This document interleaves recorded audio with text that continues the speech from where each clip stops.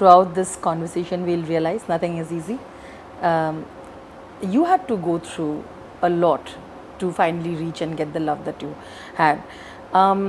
मुझे याद है कि उस समय भी इतना डिस्कशन होता था कि उन्होंने क्या पहना है, you know, and that had become a ridiculous conversation. बहुत सारे comments, sexist comments ऐसे होते हैं जो बहुत subtle होते हैं, but they really kind of play in your head because they, you know, you feel disrespected. I know you've been through that phase. For the audience who might not know, I think a little bit of that story needs to be told to how you overcame that phase. You know, all those judgments, and then the judgment actually came from the people who were on the panel. They were not very accepting of me. So that's when if I asked a question, they'd just stare me down and talk about whatever they wanted to talk about, and I'd be left like, you know, do I even exist here? I did feel very disrespected, and I didn't like the way I felt very excluded. And like I said, there was that intervention. Post the intervention, I said, I'm here to stay. They've taken the pressure off me. Nothing's off the table. So I would ask whatever it is I wanted to ask. And it being live television, if they didn't answer, I'd ask it again. So eventually I would get an answer, and eventually they had no choice but to, even if they didn't respect me as a person, they had to show some respect on screen. And eventually they realized she's not going to back off, or she's not going to, you know, she can't be taken lightly or whatever. And soon everybody came on board and accepted me, or you know, gave me what I was looking for. And that's how it slowly changed. And then, you know, when you accept somebody and you bring them on board, then you can all have a good time and have fun. And towards the end of it, it was just so much fun. We were all, you know, we'd have a few laughs, and you know, when you see a panel that's having fun, the audience sitting at home also has fun. But I think the production house that you worked for were being protective towards you, and they actually told you not to go and read social comments. Yes. Is that true? Yes. And it's there was no social media then. There was no social media then at all. Some comments. Not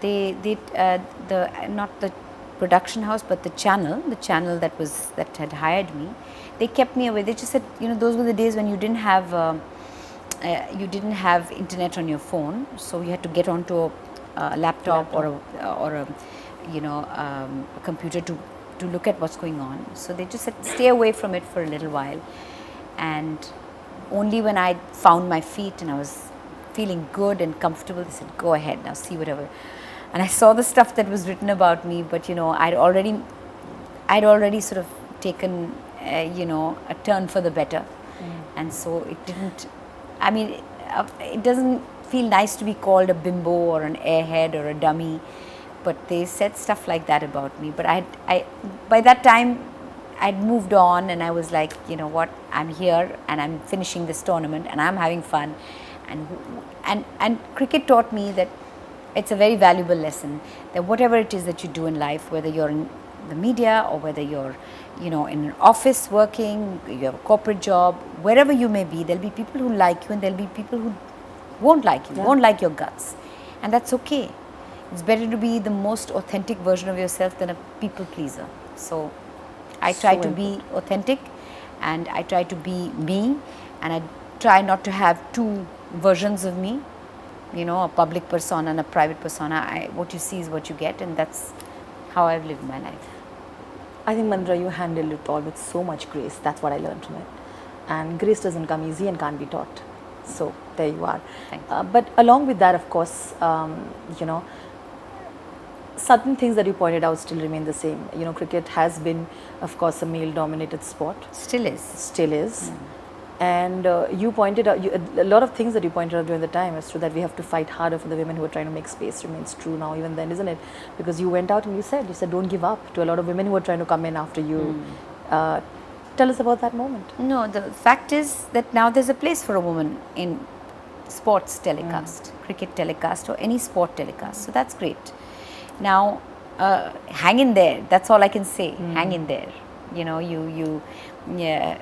it's very easy to give up and pack up and go home. So, actually, I've faced all the brickbats. Now there's an acceptance. They accept women there. So whether you're doing a good job or a bad job or not, there is a space. There is a co-anchor. There is an anchor. There is a, there is a space for a woman or women in sports telecast, and that's great. So, what a journey you truly had, right? And I think one of the most important things that you have spoken up about, among a lot of other things, amongst standing up for your own self and being a woman in male-dominated fields, is also mental health. You have shared your experiences, what you have been through, and it wasn't easy. Starting with the postpartum depression that you went through after your sons. But I think it took a lot of courage for you to open up as well, because a lot of women could relate to that. A lot of them are going through it. And when you came up and started sharing the stories, they found it relatable. How was that moment? And then, of course, that led to your understanding of you dealing with your depression and mental health eventually, and then coming to full circle. Well, actually, I've gone to a therapist way before anybody else has. At a time when nobody had a therapist number on their phone, I felt something was amiss and I needed to speak to someone.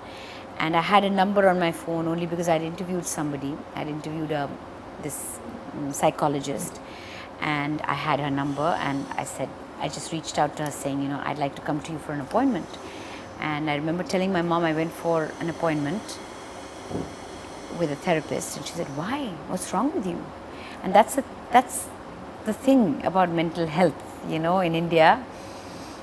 If someone goes to a counselor or a therapist or a psychiatrist, people think that they're broken and they need to be fixed, or something's wrong with them. They're pagal. They use that word pagal. Yeah. And the fact is that we all have, moments where, when we're not feeling good, moments of anxiety, of sadness, of negativity. And, the one part of it is that you feel something and you're able to process it and move on, great. If something stays and persists over a period of time, then you need to have that awareness that something is not feeling right. You've got to do a mental, like a check on yourself to see how you're feeling, like a feelings check or an emotional check. And if something feels amiss and it's feeling amiss for a period of time, you have to have the awareness that something needs to be addressed. And to address it, you need to take some action.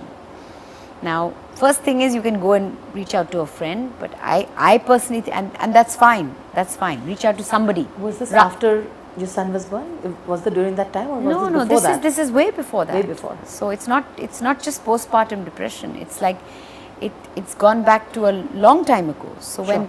when something doesn't feel right and you know that it's not feeling right, and you're feeling anxious or upset for a period of time, you reach out to somebody. Absolutely. You can reach out to a friend, great, and you're okay with that, and you feel sometimes just airing it out feels better. But my advice is reach out to somebody who's equipped to help you, which is what I did. I wanted to go to somebody who'd give me a perspective, who'd open out my blinkers, when we get caught up in our negativity or anger or various emotional states, we see our lives and everything through these blinkers or through a lens. You need somebody to just take off those glasses or move away those blinkers to give you another perspective, to show you the mirror if need be.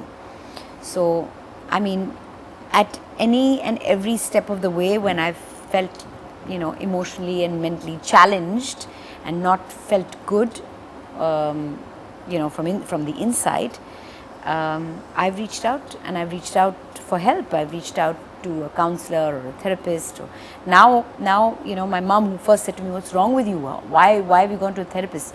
Recently as 6 months ago, said to me, a friend of mine is not feeling so good. Do you have any therapist number? Wow. I said, what do you want? Spiritual therapist?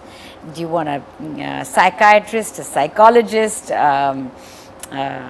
counselor? What are you looking for? Because now we all have numbers of, people who can help us. Sure. On our phones. So, it's a long time coming. The conversations have increased, but yet there's still some taboo associated with mental health, and people don't talk about it because people don't like to give the impression they're broken or something's off. And it's not like something's off, it's just that we all go through different kinds of you know, ups and downs in our lives, and traumas and things that affect us. And if you're not able to process them, it's just somebody helping you process them. That's what it is.